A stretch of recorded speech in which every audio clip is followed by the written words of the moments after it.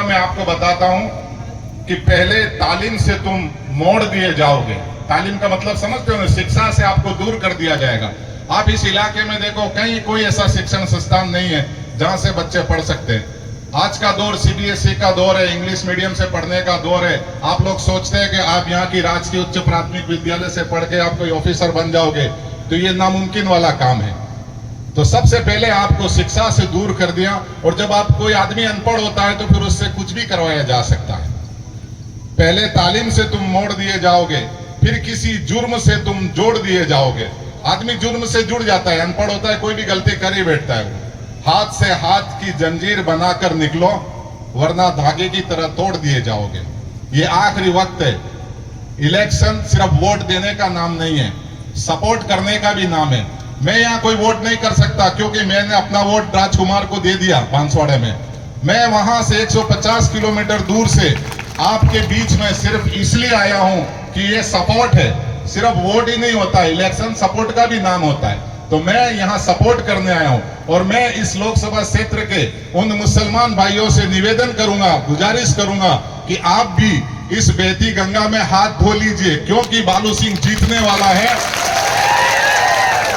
और जीतने वाला आदमी अगर जीत रहा है, सारे देश को पता चल गया है। यहाँ बड़ी बड़ी सभाएं आ रही है। मैं 4 दिन पहले सरवण की सभा में आया था।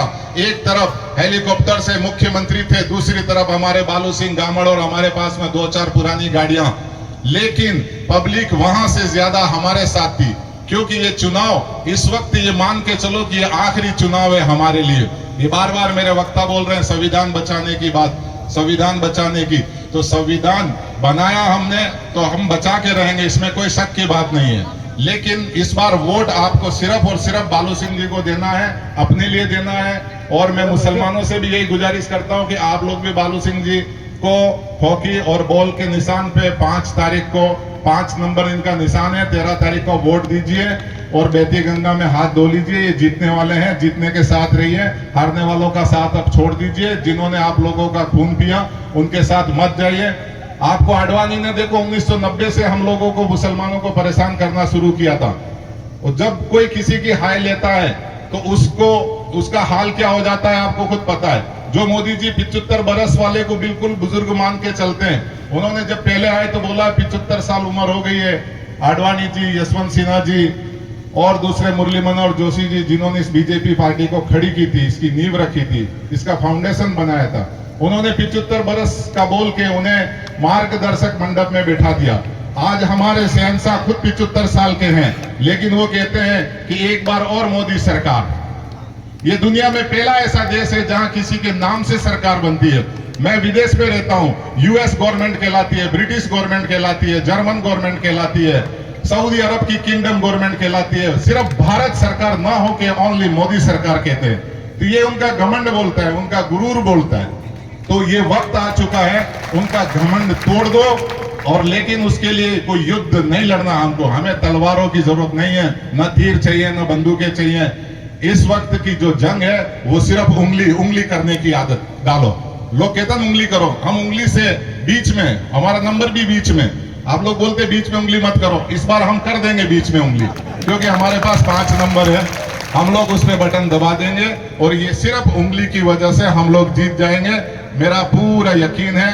मैं आप लोगों को फिर विश्वास दिलाता हूं कि आप लोग, मुसलमानों को एक बार और कहना चाहता हूं कि भाई साहब आप लोग जरूर वोट दीजिए, क्योंकि आडवाणी जी ने हम लोगों को जिस मुकाम पे लाके खड़ा किया है, उन्होंने जो फाउंडेशन बनाया था उसकी रोटियां तो अब ये लोग सेक रहे बीजेपी वाले। लेकिन आडवाणी जी का क्या हाल है, मैं आपको 4 मिसरे एक शेर के माध्यम से समझाऊंगा, जो मैं हर भाषा, हर सभा में बोलता हूं। मैं आपको बताऊंगा कि आडवाणी जी का आजकल क्या हंस रहे उनका। तेरी शोला बयानी से ज्यादा कौन समझेगा। उस वक्त उनके भाषण, हर भाषण के बाद दंगा हो जाता था। 1990 की बात है, हम मुसलमान हैं, हमको हमारा दर्द याद है।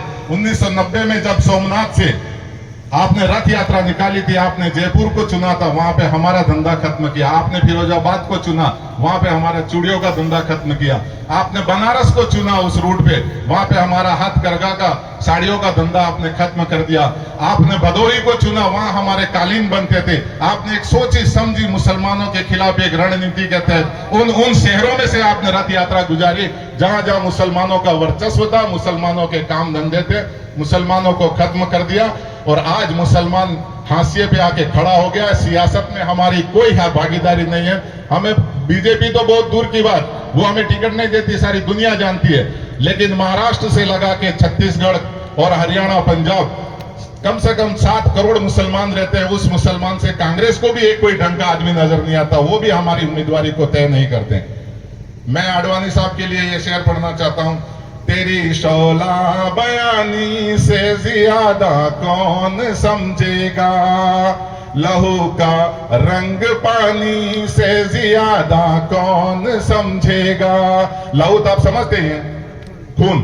खून अगर पानी के अंदर डाल दिया जाए एक बूंद तो पूरा खून लाल हो जाता है। तो हम कहते हैं लहू का रंग पानी से ज्यादा कौन समझेगा। अजी कुदरत की लाठी में कहाँ आवाज होती है, ये बात आडवाणी से ज्यादा कौन समझेगा। जिस हिसाब से आडवाणी साहब की आज की हालत है, आप उनको बता सकते हैं। कहां तो वो प्रधानमंत्री बनने के ख्वाब देखते थे और कहां वो आज बिल्कुल एक बंद कमरे में उनकी जिंदगी है। तो दोस्तों, मैं आपसे बार बार कहता हूं, गुजारिश करता हूं कि आप इस बार बालू सिंह जी गामड़ को यहां से भेजिए। हमारे राजस्थान से हमने 3 आदमियों की किस्मत पेटी में बंद कर दी है और वो हमारे इंशाल्लाह जीत जाएंगे, हमारा यकीन है। और यहाँ भाई बैठा हुआ हमारा एमएलए, वो भी जीतेगा। आप भी कोशिश कीजिए, 2 दिन है आपके पास में, पूरी मेहनत कर लीजिए, घर घर समझाइए। और एक कहावत है कि पाडनी लड़ाई में कारक कारक जारों फायदो थी जा। तो यहाँ बड़े बड़े लोगों की फाइट है, उसमें हो सकता है हमारा छोटा आदमी है, कभी फायदा हो भी सकता है। तो आप अपनी मेहनत कीजिए। और हम मुसलमानों से फिर मैं गुजारिश करता हूं कि आप लोग खुदारा हमारे बालू सिंह जी को वोट दीजिए, एक बार दीजिए। आपने 17 बार अपना वोट जाया कर दिया है, इस बार आपका वोट जाया नहीं होगा, मेरा यकीन है इंशाल्लाह। और बालू सिंह जीतेंगे और जीत के आपके काम करेंगे और आपके बीच में आएंगे।